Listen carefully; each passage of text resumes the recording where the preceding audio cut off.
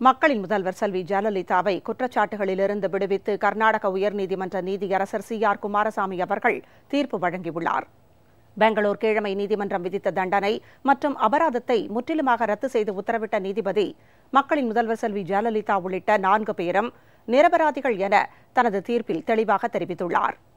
மக்களின் முதல்வர் செல்வி ஜெயலலிதா கடந்த 2011ஆம் ஆண்டு நடைபெற்ற தமிழக சட்டமன்ற தேர்தலில் அமோக வெற்றி பெற்று 3வது முறையாக முதலமைச்சராக பதவியேற்றார்.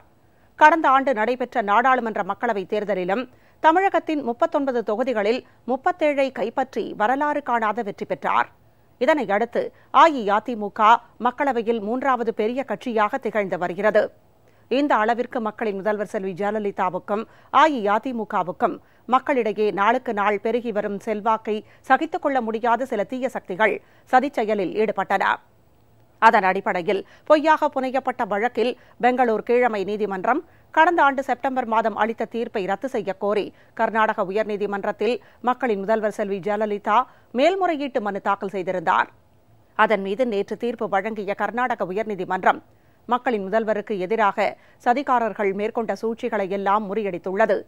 நேற்று காலை சரியாக 11 மணியளவில் தீர்ப்பை வாசித்த கர்நாடக உயர்நீதிமன்ற நீதிபதி CR குமாரசாமி பெங்களூர் கீழமை நீதிமன்றம் ஏற்கனவே அளித்த தீர்ப்பை ரத்து செய்து உத்தரவிட்டார்.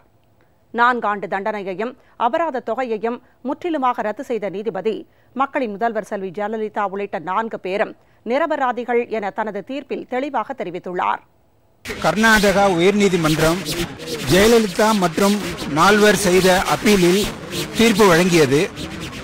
அந்த தீர்ப்பில் அவர்கள் நிரபராதி என்று நிரூபிக்கப்பட்டதாக குறிப்பிட்டு அவர்கள் எல்லாரையும் விடுதலை செய்துள்ளது. அளவுக்கு மீறிய சொத்து பெற்றதாக சொல்லப்பட்டிருக்கிற சங்கதிகள் நிரூபிக்கப்படவில்லை.